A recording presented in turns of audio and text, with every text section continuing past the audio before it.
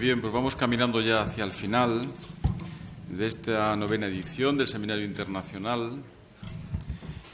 Ya sabéis por el programa que siempre teníamos prevista una lección de clausura. Estaba muy atento esta mañana al programa y si os fijáis es una característica, yo creo que innovadora de este seminario, el que hacemos una mezcla aparentemente compleja y difícil, que es hacer una reflexión el día de ayer sobre temas que llamaríamos macro, conflictos, el perfil del médico, la evolución del paciente en el siglo XXI, las controversias éticas que pueden aparecer, y vamos aterrizando, bajando al día de hoy, y hemos podido apreciar qué está pasando en tiempo real con la economía, los conflictos de la economía, su relación con la salud, y acabamos de ver un modelo práctico que es el cáncer, elegido el cáncer de mama por su frecuencia, por su prevalencia, y en qué medida los expertos, los especialistas comienzan a hacer diferentes miradas de qué es lo que se puede hacer en términos diagnósticos, en términos preventivos, en términos terapéuticos. Es decir, que se hace bueno lo que decíamos el primer día, es necesario profundizar en el conocimiento mucho más, porque lo que está ocurriendo es algo muy profundo, pero además muy rápido. Lo cierto es que parece que el seminario pedía y viene pidiendo desde ayer el culminarlo, como hacemos ahora, con un análisis de una palabra clave que ha surgido, yo he apuntado aquí, he surgido el día de ayer y de hoy, y que tendría que ver con la dignidad. Hablamos de ella, pero no la analizamos en profundidad. Decimos que la dignidad del paciente, la dignidad del profesional, aspectos que alteran la dignidad de las personas, en un marco como este de biomedicina y sus avances, conflictos éticos y elementos de derecho, parecía necesario. Pues bien, nadie mejor que Javier Gomá para hacer esta reflexión. Muchos, por no decir todos, ya le conocéis. Don Javier Gomá es doctor en filosofía, pero además posee 2 licenciaturas interesantísimas, como es la filología clásica y el derecho. Es miembro del cuerpo de letrados del Consejo de Estado, donde obtuvo ya el número 1 en su promoción, y desde el año 2003 es director de la Fundación Juan March. Ha escrito mucho y muy bueno. Es un hombre de altísima reflexión intelectual, un intelectual de nuestro tiempo, y algunas de sus obras, les cito, fundamentalmente a mí me gustó especialmente la tetralogía de la ejemplaridad, otra palabra realmente extraordinaria, palabras como crisol del pensamiento, Premio Nacional de Ensayo en 2004, con una gran cantidad de obras. Citaría Filosofía Mundana por ser de las más recientes en esos microensayos completos que él ha desarrollado y que muchos están trasladados a la prensa, a los medios de comunicación, por su incorporación en prensa como El País o La Vanguardia o La Razón. Un hombre, pues, del pensamiento español, con el atrevimiento intelectual suficiente para analizar aquellas palabras, aquellos términos que afectan nuestra vida diaria.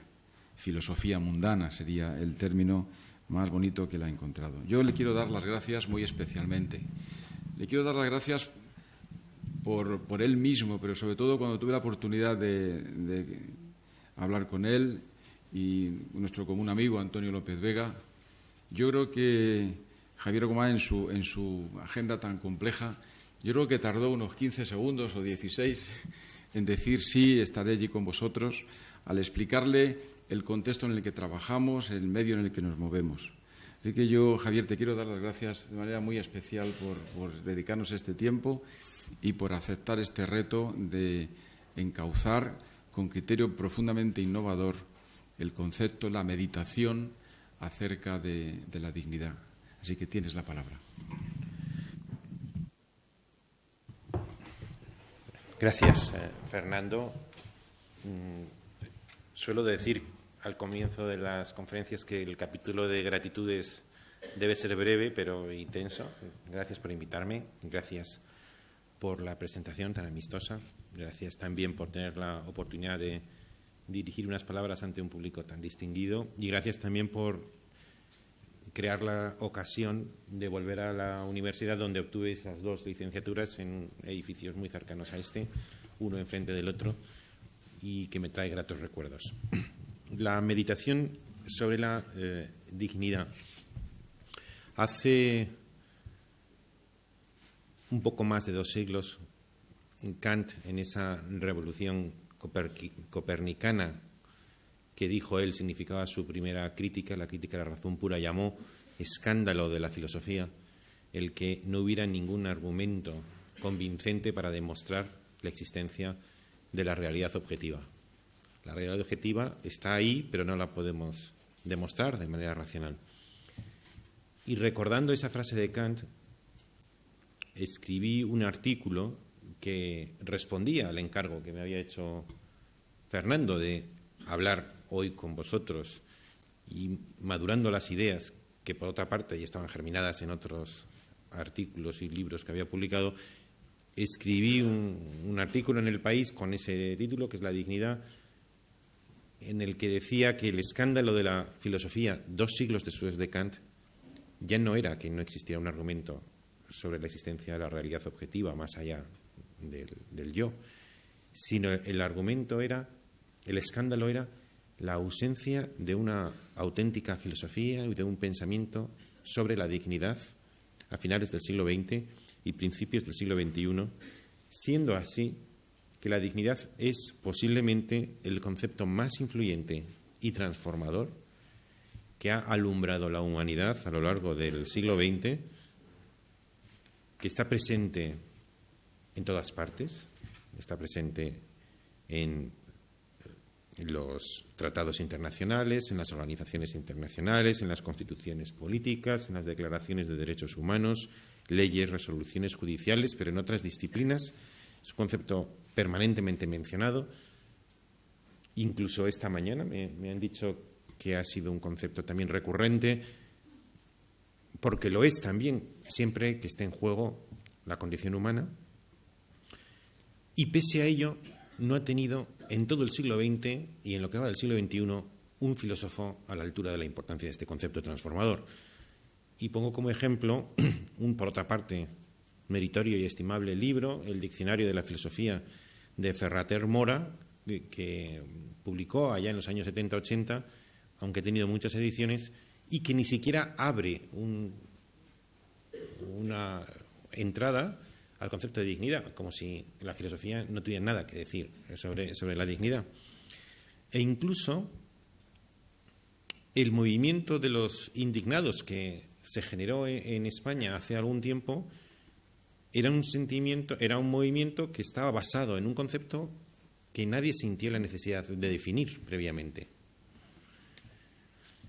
En consecuencia, el concepto de dignidad es omnipresente, está en toda la reflexión que uno haga sobre la condición humana en sus múltiples facetas, es mencionado sin cesar, pero queda como a la espalda nuestra, pendiente de definición.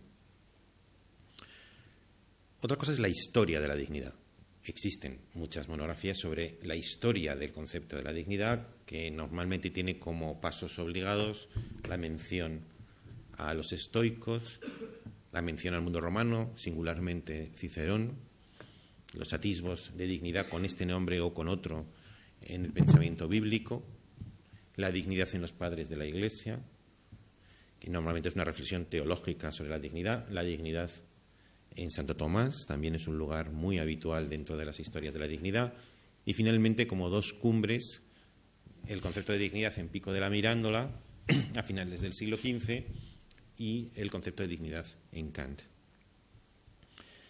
Lo que podríamos genéricamente llamar la reflexión premoderna de la dignidad comparte siempre la idea, de una manera explícita y otras simplemente latente, que la dignidad, la fuente de dignidad es Dios, y la dignidad no reside tanto en el hombre sino en el mundo.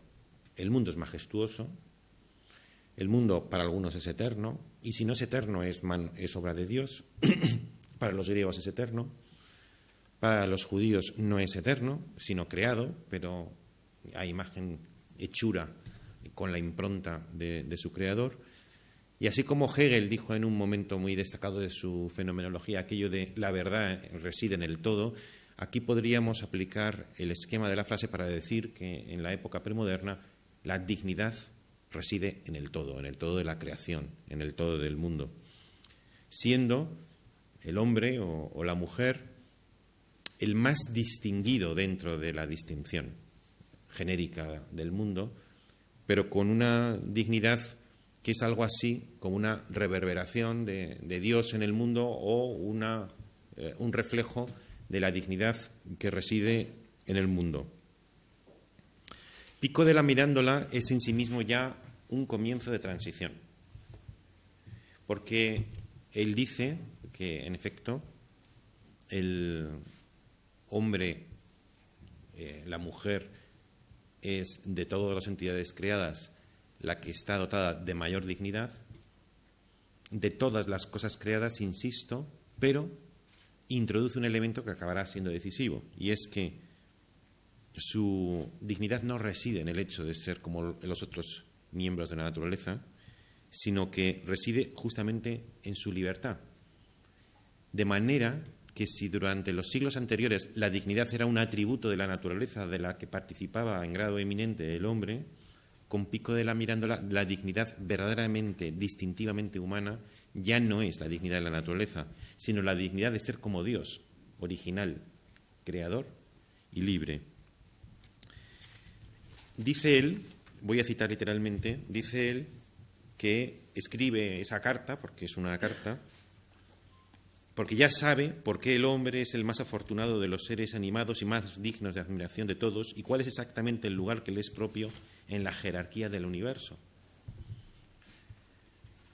Y dice, hasta cierto punto, al hombre, que es, dice, una creación sin imagen precisa, Dios no le dio una fisonomía propia, ni un don particular, de modo que el lugar, la fisonomía o el don que escojas sean tuyos y lo conserves según tu voluntad y tu juicio.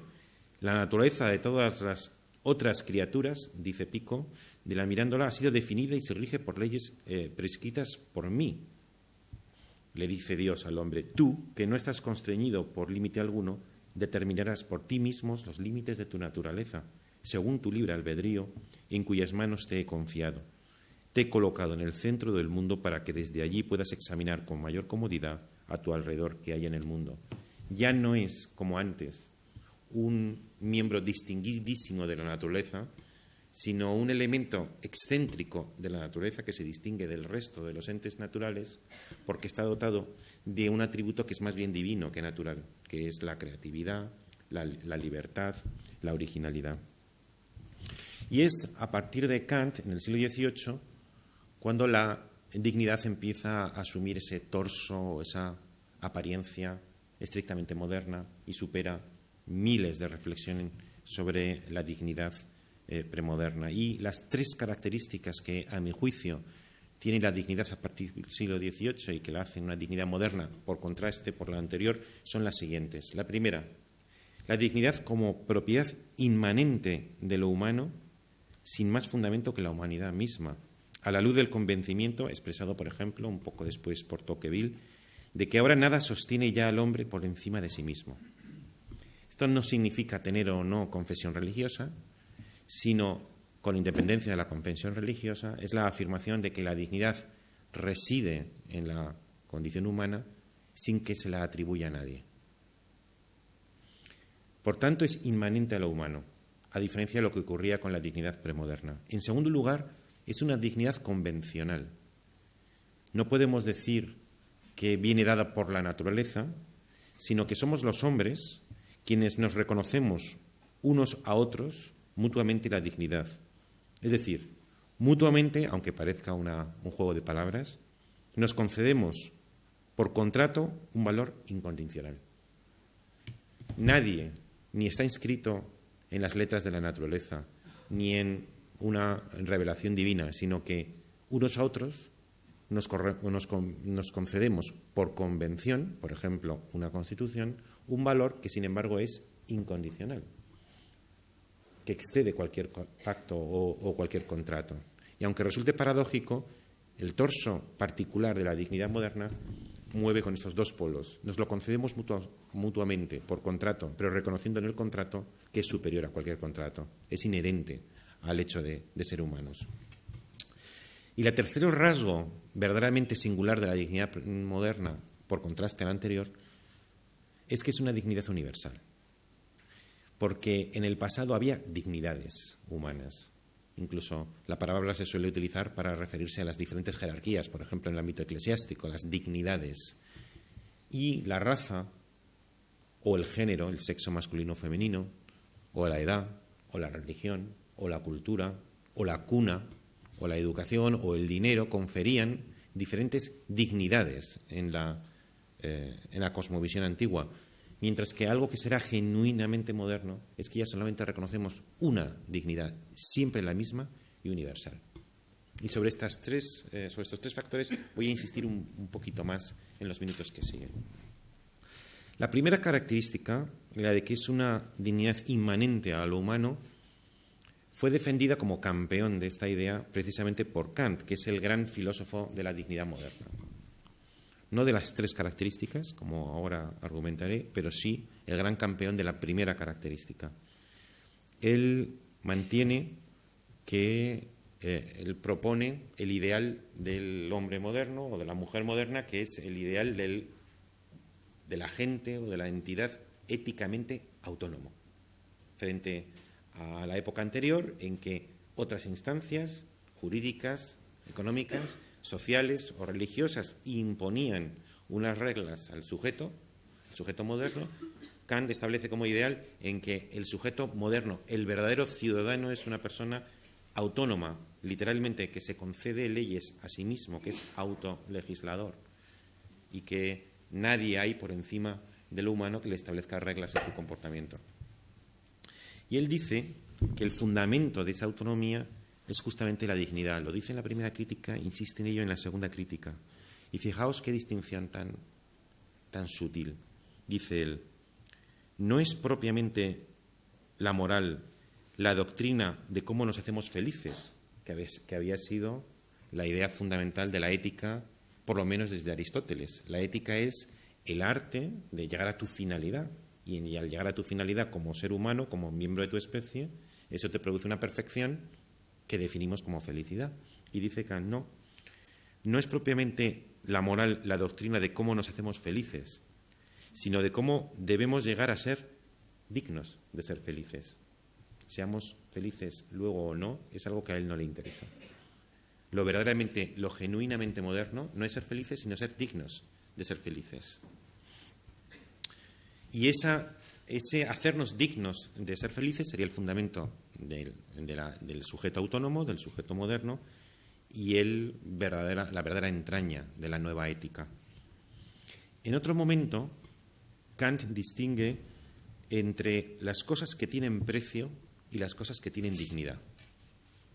Dice, tienen precio aquellas cosas que pueden ser sustituidas por algo equivalente, en tanto que aquello que trasciende todo precio y no admite nada equivalente, eso tiene dignidad. Solo el hombre, la mujer, posee con pleno derecho, incondicionalmente, argumento yo ya, esa cualidad de incanjeable, fin de sí mismo y nunca medio. Imaginemos una carretera pública en construcción cuyo trazado debe pasar por una finca privada. El Estado está facultado para expropiar esa finca pagando el justiprecio, porque el interés particular del propietario de esa finca debe ceder ante el superior interés general que todos los ciudadanos van a disfrutar pasando por esa finca, que de otra manera a lo mejor quedaría la carretera o el camino sin hacer. En consecuencia, la finca es expropiable, pero su propietario naturalmente no lo es, ni siquiera en nombre del bien común, por cuanto el interés particular debe ceder ante el interés general. Pero a su vez, el interés general debe ceder ante la dignidad individual, para la que no hay justiprecio posible.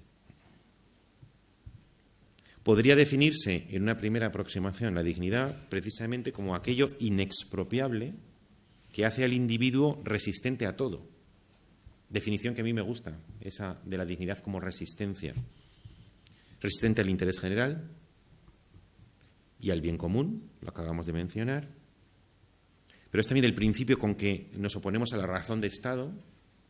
¿Cuántas veces se argumenta razón de Estado para hacer algo que nosotros percibimos como repugnante, porque aunque beneficie al Estado, al interés general o al bien común, atropella la dignidad individual, y entonces percibimos como hasta el Estado tiene que ceder a la dignidad individual, que es resistente a todo, también al interés general? La dignidad es aquello que protege a las minorías frente a la posible tiranía de las mayorías. ¿Por qué debemos proteger a las minorías si la mayoría es más democrática? Porque las minorías encierran una dignidad que no debe ser atropellada por nadie, ni siquiera por las mayorías democráticamente superiores.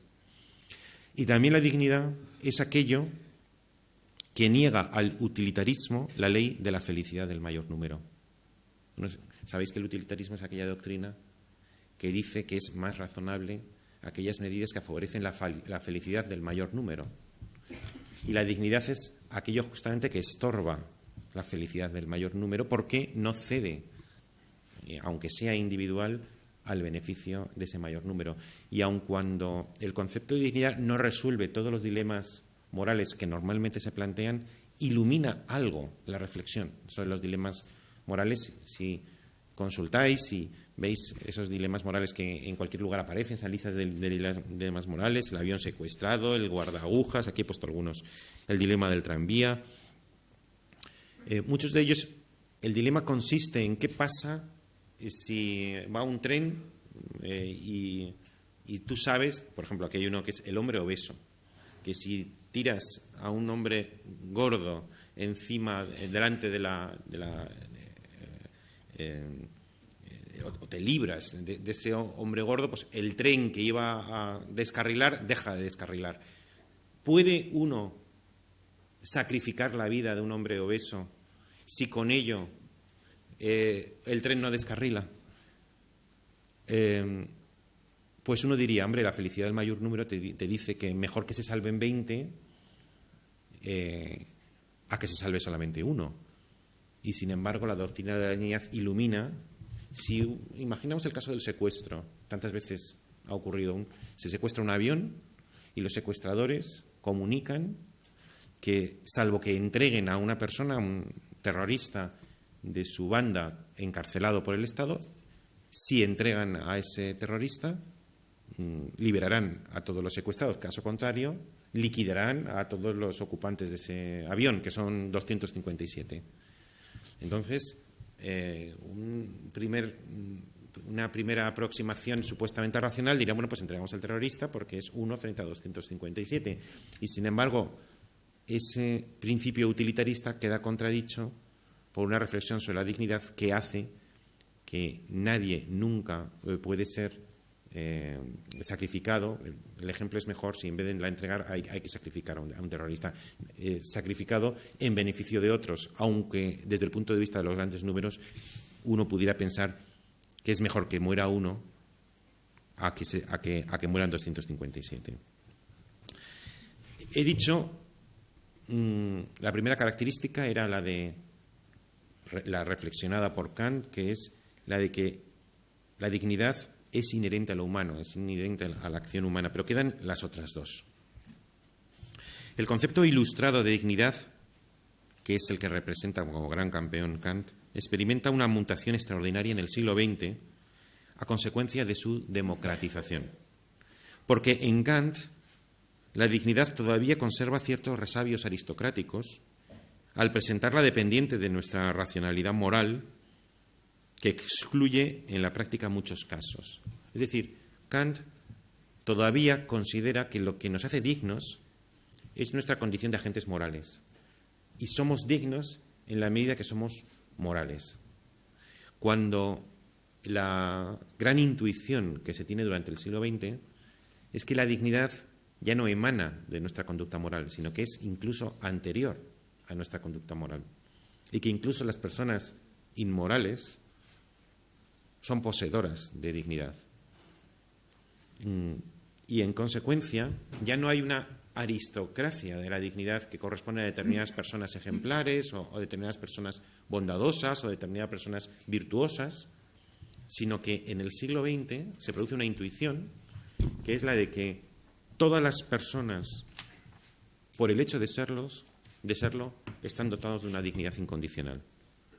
Podríamos llamarlo una dignidad cosmopolita y democrática en el siglo XX. Y lo que quiero llamaros la atención es que esta decisiva transformación que el concepto de dignidad experimenta en el siglo XX no tiene un teórico. Es un concepto que se ha producido de hecho por los movimientos sociales, por los movimientos jurídicos, un progreso en la materialidad de la realidad social histórica, sin que se haya producido, que haya tenido un Kant en el siglo XX que haya cantado o incluso hecho himnos a la democratización y universalización de la dignidad antes aristocrática. Esta nueva dignidad democrática se recibe por nacimiento y otorga a su titular derechos sin mérito moral por su parte, válidos incluso aunque desmienta esa dignidad de origen con una odiosa indignidad de vida. Hasta Hitler tendría derecho a un justo juicio, un juicio justo.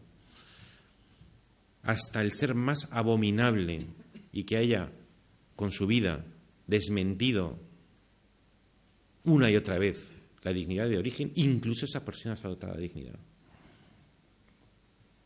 Es una dignidad esta, la democrática, irrenunciable, imprescriptible, inviolable, aquello que siendo inmerecido merece un respeto y coloca en cierto modo al resto de la humanidad en situación de deudora. Todo el mundo te debe un respeto a tu dignidad, o de otra manera eres acreedor por parte del resto de la humanidad de un comportamiento respetuoso con esa dignidad residente en ti.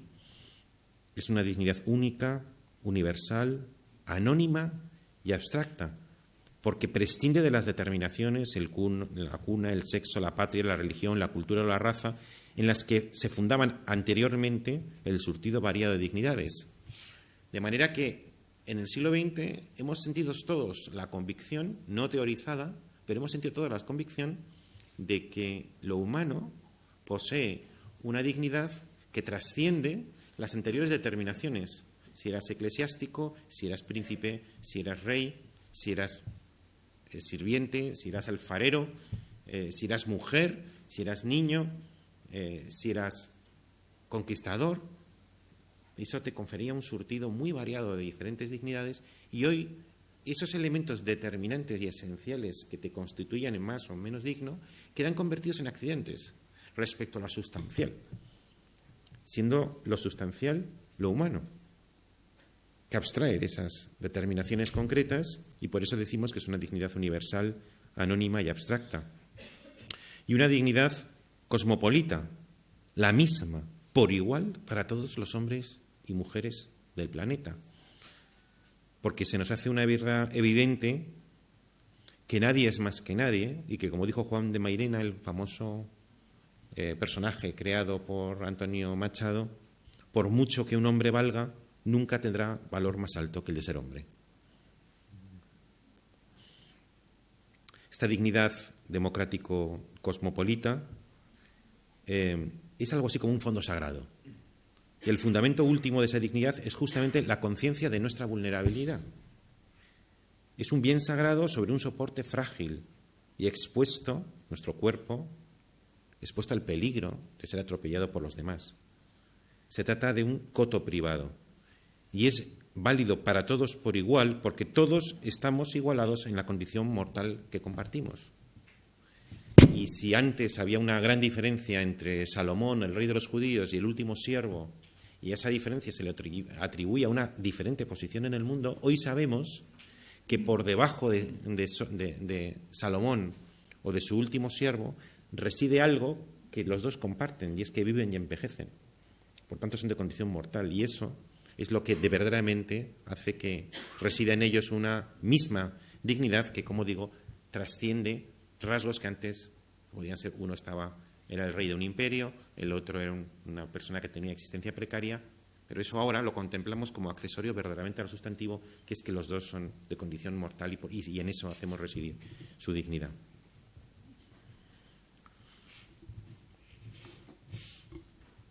El ciudadano moderno, y quiero referirme a esto precisamente porque estamos en sede universitaria,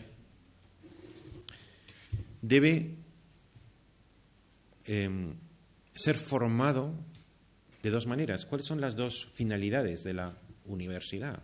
Aparte, por supuesto, de transmitir conocimientos, pero si tuviera que definir cuáles son las dos funciones de la universidad, la primera, por supuesto, es que la universidad produzca profesionales.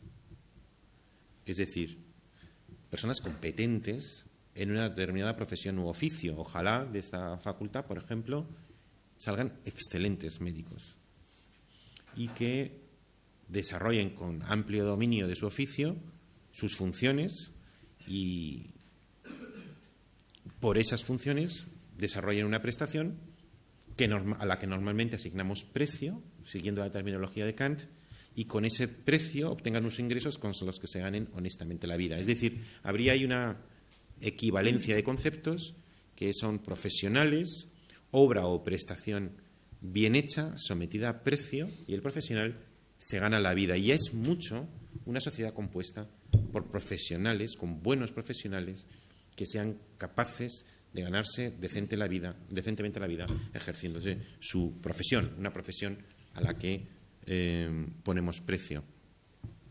Y, por tanto, la primera función de una universidad es justamente producir profesionales que se den la vida desarrollando prestaciones sujetas a precio. Pero antes de ser profesionales, la universidad, y por encima de ser profesionales, la universidad tiene por función generar ciudadanos. Una condición que no tiene precio, sino dignidad. La universidad es el lugar en el que el ciudadano adquiere una mejor comprensión del valor incondicional de su dignidad, no sometida a precio. Precio y dignidad no son el par de un antagonismo insuperable, pero mantienen una tensión eterna, no susceptible de conciliación definitiva, porque cabe definir la dignidad como aquello que en general estorba, que es como a veces se dice en griego suegra, ¿no? Dicen estorbas, no. Pues a mí me gusta esta definición de la dignidad es aquello que estorba el rendimiento, estorba a la productividad, estorba al pragmatismo, estorba al interés general, estorba al bien común. Pero tiene que estar ahí, en tensión permanente. Y entonces, aquí sería deseable que esta facultad, por ejemplo, fuera capaz de producir excelentes médicos, extraordinarios profesionales, pero al mismo tiempo conscientes de la dignidad residente en lo humano y que en ocasiones esa conciencia de la dignidad de lo humano estorba al buen ejercicio de su profesión.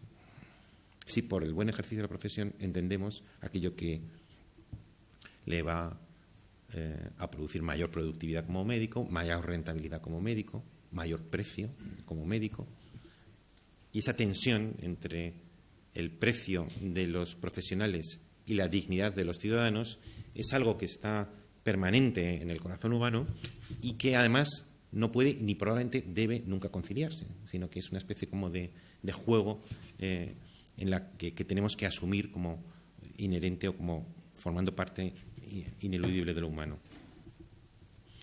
Ahora bien, decimos que la dignidad es inviolable, es una de sus características. Y es aquí que se trata de un atributo inviolable que, como sabemos, se viola 1000 veces al día. Es inviolable, pero se viola 1000 veces al día. La gran diferencia con respecto al pasado es que en el estadio democrático de la cultura en el que ahora nos encontramos, ya nadie puede violarlo sin envilecerse. Sin envilecerse. La repugnancia que nos inspira en los cotidianos atropellos nos despierta un sentimiento aún más vivo de nuestro propio valor. Por ejemplo, las mujeres durante milenios han sido violadas, pero la palabra que designaba ese acto no era violación.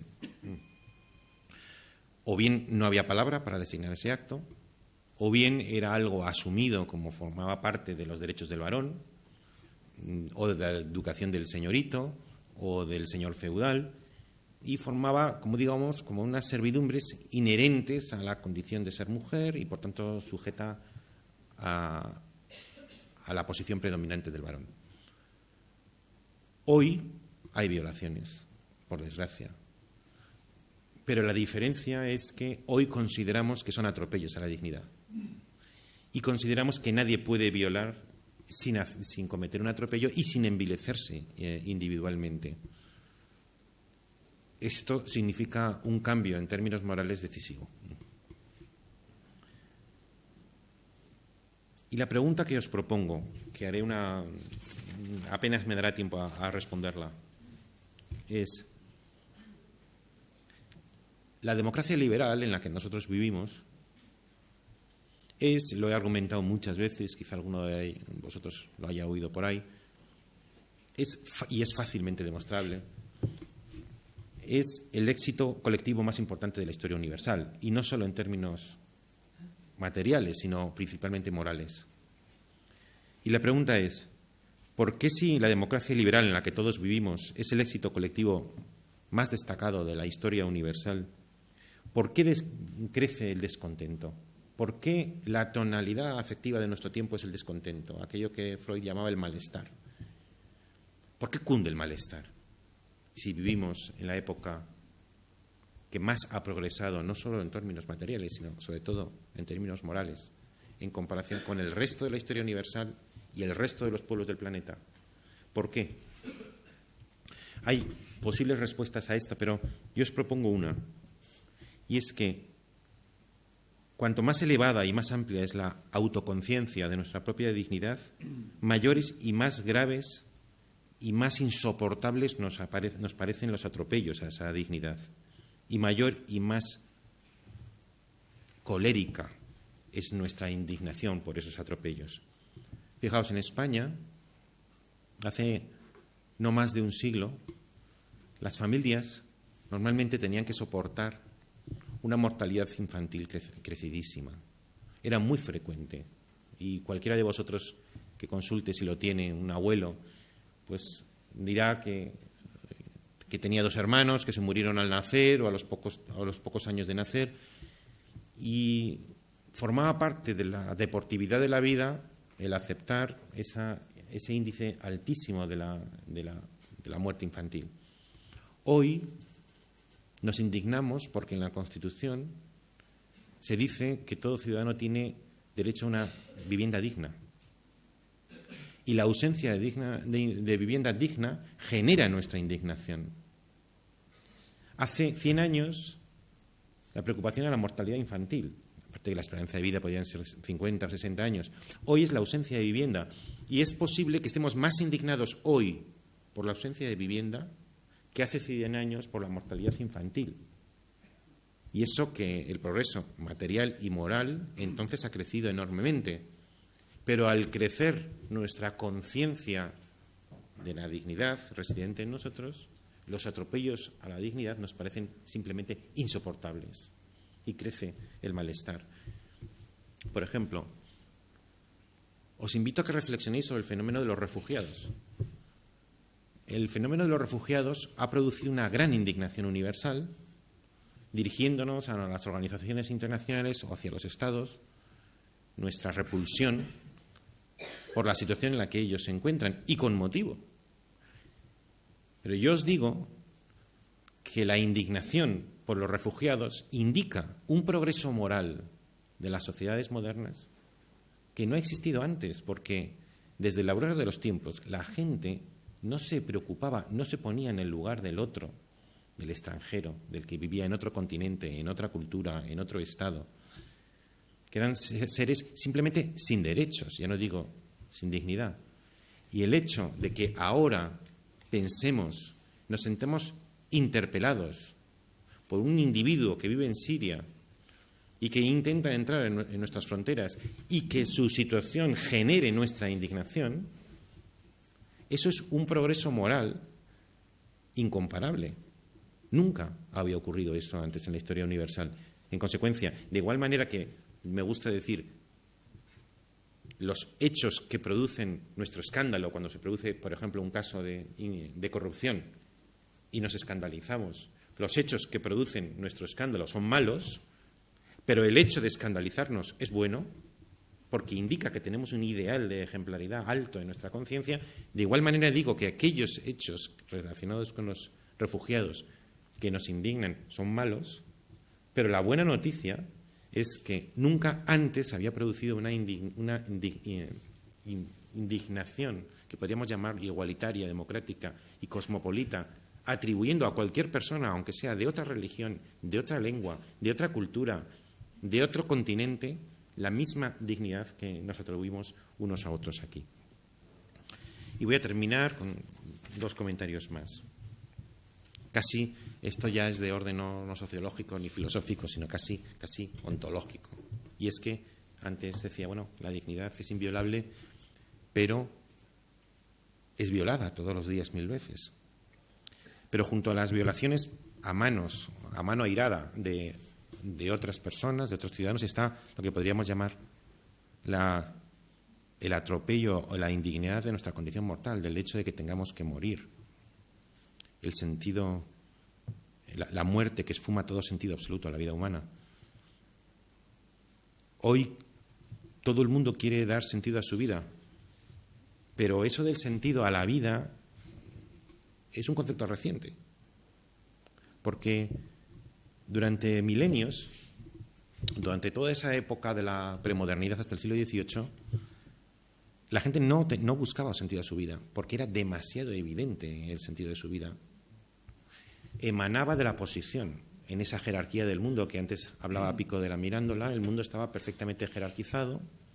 Estaba Dios, estaban los arcángeles, los ángeles, luego estaban los hombres y luego estaban los animales, los vegetales, los minerales, y dentro de los hombres estaría el emperador, el rey, los nobles, los burgueses, los campesinos, los agrícolas, los siervos, los esclavos. Estaba totalmente jerarquizado, y de esa jerarquía, de la posición que tú ocupabas, te asignaban una función, y esa función era el sentido de tu vida, dentro de un mundo entero que era dador de sentido, porque antes lo decía, la verdad estaba en el todo, la dignidad estaba en el todo, y tú formabas parte de un todo que te trascendía. Y en determinado momento ocurre que si el mundo antiguo era un mosaico, una pieza de ese mundo se desprende del mosaico y se constituye en una nueva realidad. Y en ese instante, en ese segundo, nace la subjetividad moderna, nace el sujeto moderno, el individuo moderno, que de pronto encuentra que tiene una gran dignidad de origen, que es la que hemos estado meditando, la dignidad inherente, inviolable, inexpropiable, incondicional, fin en sí mismo, nunca medio. Y sin embargo tiene una indignidad de destino, que es la muerte. Y esa doble nota, dignidad infinita de origen, indignidad de destino, le hace preguntarse por primera vez cuál es el sentido de esto. Y nace el concepto sentido de la vida.